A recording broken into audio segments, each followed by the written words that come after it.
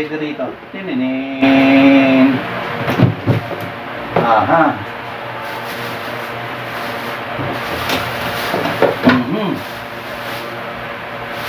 Merong burong mustasa.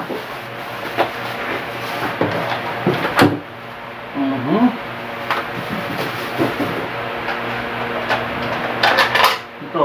Uy, may buro. Ano buro to? Buro. Hipon. Hello mga kahihay. Meron tayo rito buro.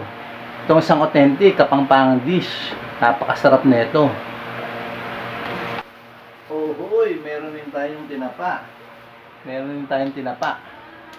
Hey, tinapa galing tarlac. At saka papartneran natin ng gulay.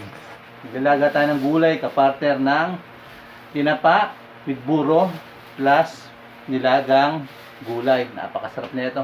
Tara mga kahihay.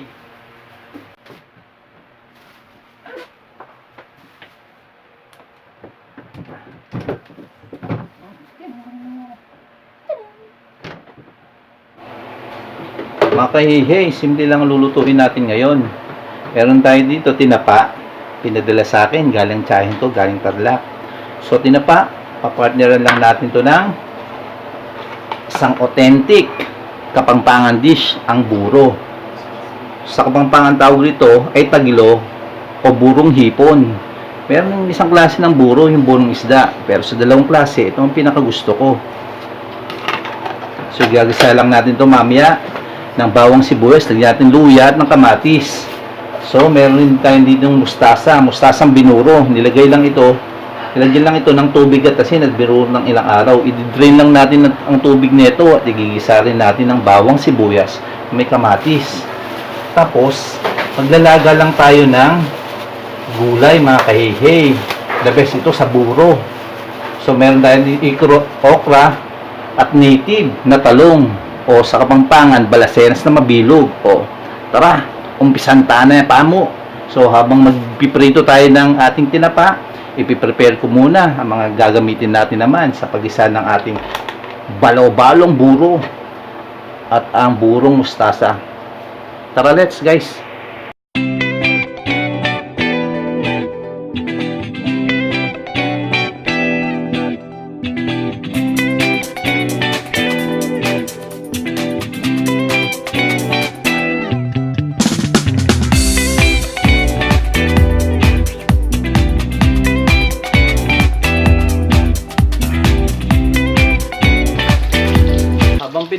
Piniprito ko, hinihintay ko maluto, umpisahan ko ng paghiwa ng aking mga gagamitin sa pag-isa ng buro at ng burong mustasa.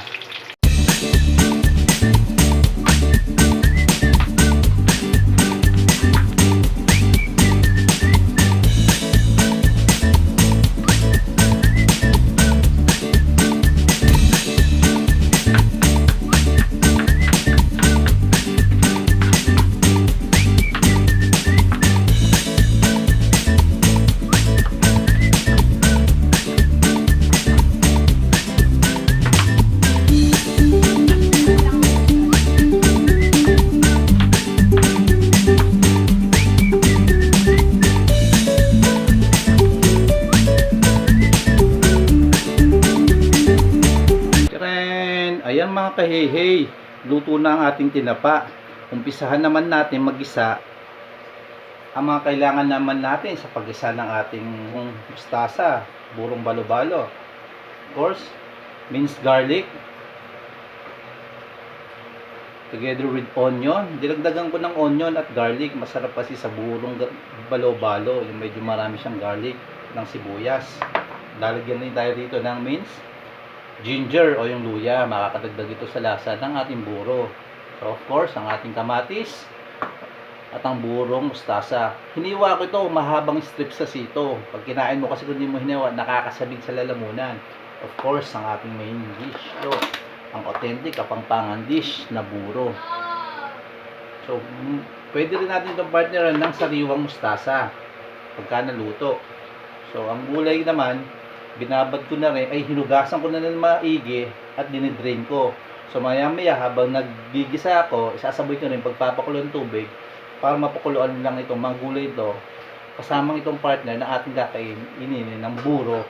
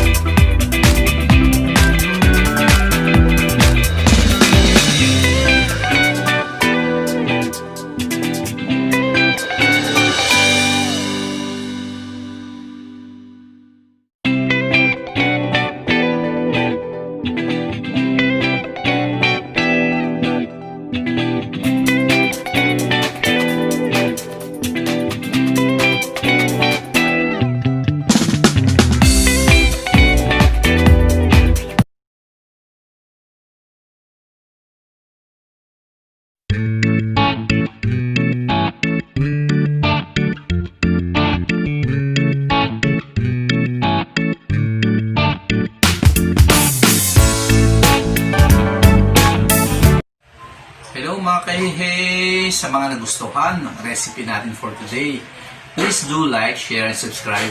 And don't forget to click the notification bell para maging updated kayo sa mga succeeding videos ko. Shoutout nga pala kay Tita Mars ng San Miguel Tarlac para na akong burung mustasa, balo-balo, popan, tinapa. Thank you! Bye-bye!